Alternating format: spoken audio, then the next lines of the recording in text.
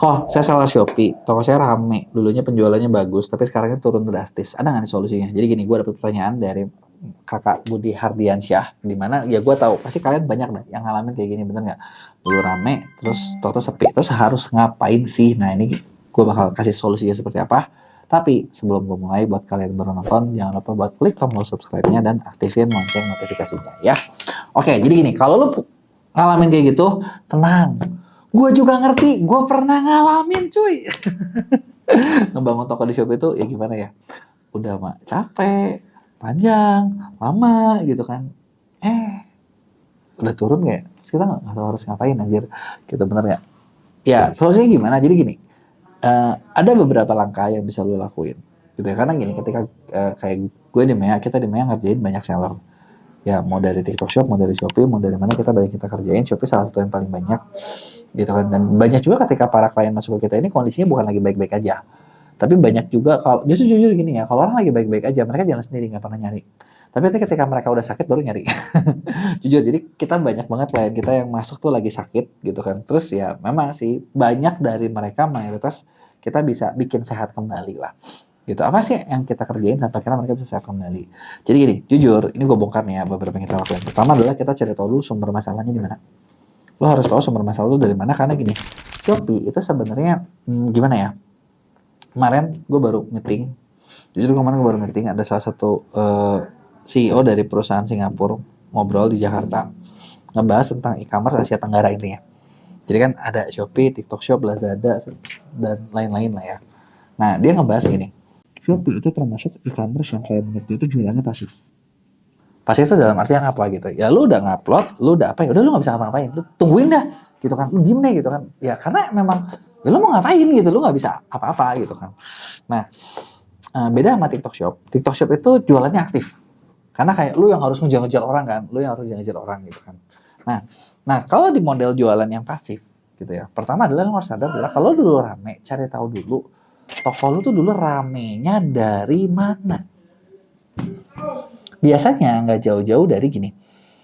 Satu, lu punya barang, yang barang itu tuh lagi viral, lagi banyak orang cari, dan mungkin ketika dicari lu punya posisi yang tinggi. Gitu ya. Ada keyword-keyword yang lu kuasai. Gitu ya. Nah, ketika ada keyword-keyword yang lu kuasai dan lu muncul di situ, ya pasti penjualan lu ada. Gue pernah waktu itu nge-training, sama salah satu, jadi salah satu brand lokal, dia punya cukup beberapa reseller, dia juga punya toko officialnya. Nah waktu gue nge-training di situ, kan gue ngecek kan sampai toko-tokonya kan, penjualannya lumayan, resellernya jalan gitu kan. Tapi toko offline, toko officialnya tuh kayak omsetnya sebulan tuh paling baru 600-700 juta. Jadi kayak mereka tuh banyak ketolong dari yang lain reseller gitu ya. Nah terus dia tuh nanya, kenapa ya ini kok gue nggak bisa yang lain ya? Padahal ya lu tau lah sekarang gini ya, kalau orang yang bikin skincare, reselleran kayak gitu, mereka kan pasti kenalan dengan pabrik ya. Bener nggak? Pabrik itu ya fair ngomong, nggak produksi satu barang doang, produksi punya orang-orang lain kan. Dan pabrik pasti bilang, lu kok order cuma segini sih? Itu sih itu tuh, brand itu tuh sama formulanya sama lu. Dia ordernya 5 kali lipat, 10 kali lipat. Lu kok cuma segitu? Tahu ya, itu kan kurang lebih seperti itu ya. Si pabrik, ayo dong order jualannya yang banyak gitu. Gitu kan, biar kenceng tuh kayak si A, si B, si C, si D. Dia jadi bilang ke gue, ini kenapa ya punya gue segini, gue kalah terus nih. Yang ini kok bisa rame, itu bisa rame. Terus begitu, gue cari tahu kan, kayak ya lo tau ya beberapa skincare lokal mirip-mirip kan barangnya. Terus gitu ketika gue cek, ketemulah brand-brand yang dia bilang banyak itu sebenarnya bakar itu jauh lebih besar daripada brand yang satu ini. Jadi kayak di sosmednya dia endorse ini itu, dia ininya kemana-mana, iklannya kencang banget. Seperti yang gue bilang tadi, Shopee jualan pasif. Jadi lu harus aktif gitu ya. Kompetitor dia itu jualannya aktif. Jadi kayak di mana-mana ada, dan itu menimbulkan pencarian terhadap brandnya tinggi. Sedangkan si seller yang gue bikin training, itu pencarian terhadap brandnya rendah. Nah, yang namanya Shopee itu semua berdasarkan pencarian. Jadi lu pertama harus lihat, kalau lu dulu jualannya ramai, pertanyaan gue adalah coba gini, lu lihat di Shopee lu cek, ya kan, dulu tuh ramai lu produk apa? Terus udah gitu, lu coba cari di kata kunci. Kata kuncinya ini apa nih kira-kira nih? Sebenarnya cari kata kuncinya gimana? Gampang lah. 3-4 kata dari kata dulu paling depan tuh biasanya itu yang nongol-nongol itu doang gitu kan. Keywordnya apa nih? Keywordnya itu ada nggak yang nyari? Banyak nggak nih yang nyari gitu loh. Kalau banyak yang nyari, selamat loh. Kalau nggak banyak yang nyari, lo nggak selamat. Nangkep ya poin gue ya. Nah, itu yang kita bikin. Itu yang kita cek gitu. Dan ternyata begitu dicek, kompetitor dia pencarian terhadap brandnya tinggi. Sedangkan yang dia pencarian terhadap brandnya rendah. Nah, kenapa ini masalah? Sekarang gini, kalau lu cari aja enggak, gimana lu dibeli? Nggak mungkin, oke? Terus, tapi kan dia bisa dapat sebulan berapa ratus juta nih. Dari mana sumbernya? Nah, terus ketika gue cek, sumbernya adalah waktu itu dia itu dapat posisi. Jadi ketika dicari secara organik, dia nggak iklan, secara organik dia muncul di ranking 3 atau 4 untuk kata kunci paket whitening wajah kalau nggak salah. Jadi benar itu muncul paket whitening wajah ranking 3 atau 4. Jadi ketika ada orang nyari paket whitening wajah, ketemu sama dia salah satu produk. Jadi omset sekian ratus juta itu cuma dihasilkan dari satu SKU doang. SKU lainnya gimana? Gak ada yang nyari. Nama brandnya gimana? Gak ada yang nyari. Kagak ada yang peduli.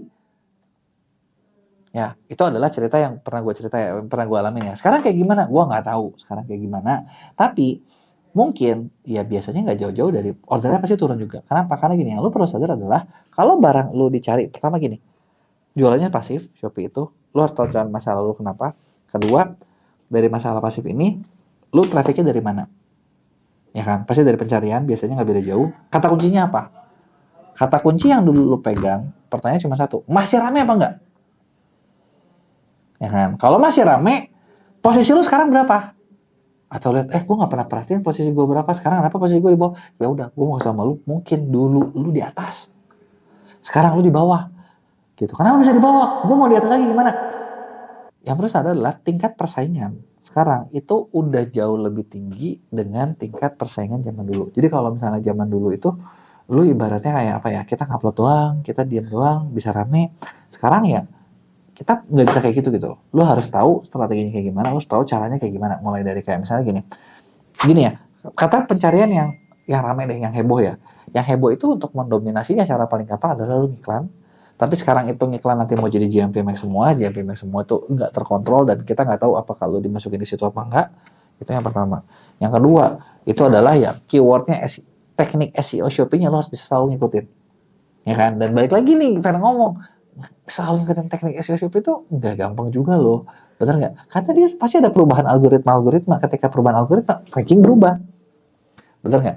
Nah, terus gimana cara paling aman? Sebenarnya tadi gue udah spill di cerita gue tentang yang gue nge-training orang skincare. Caranya adalah dengan membuat orang mencari nama brand lu sendiri. Karena kalau orang udah mencari nama brand lu sendiri, ya tetap aja kan ujung-ujungnya lu yang dibeli. Kebayang gak sih? Nah yang repot adalah ketika, wah gue nggak mau nge-branding nih, gue nggak bisa kayak gini nih, gue nggak bisa kayak gitu nih. Nah itu tuh yang agak-agak sulit jadinya. Karena ya lu bukan dicari karena orang mau beli barang lu, tapi ya udah gitu loh. Orang tuh ya udah mau cari baju, kebenaran ketemu lu. Atau lu, gue nggak tahu lu jual apa gitu. Misalnya mau cari apa, kebenaran ketemu. Nah ketika lu nggak dicari kan, lu nggak jadi pilihan gitu loh, kebayang nggak? Jadi menurut gue caranya gitu. Jadi pertama lu cari tahu masalahnya apa.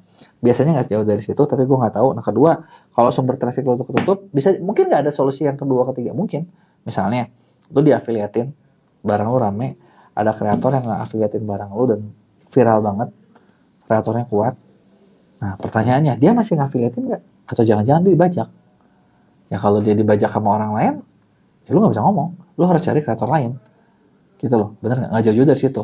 Gitu ya. Atau misalnya, dulu lu jalanin Cepas. Atau dulu lu punya akun sosmed, ada kreator yang mempromosikan. Itu bisa.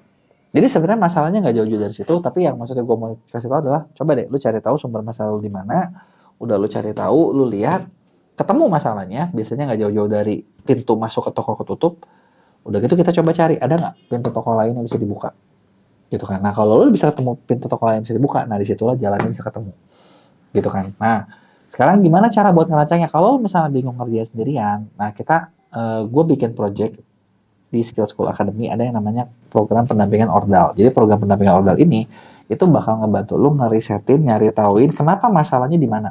Dan buatin strategi lu harus ngapain supaya barang lu bisa naik lagi. Gitu kan. Nah, itu kalau misalnya lu mau yang kerjain sendiri. Tapi kalau misalnya mau kita yang kerjain, lu bisa kerja sama kita di My Agency. Kita yang ngeriset, kita yang praktekin, kita yang apa, lu tinggal dapat insight-nya aja. Lu tinggal dapat reportnya dan kita kasih tahu hasilnya kayak gimana. Gitu ya, kurang lebih kayak gitu. Kalau ada pertanyaan tulis di komen, bakal gue jawab di Q&A. Jangan lupa buat like dan share.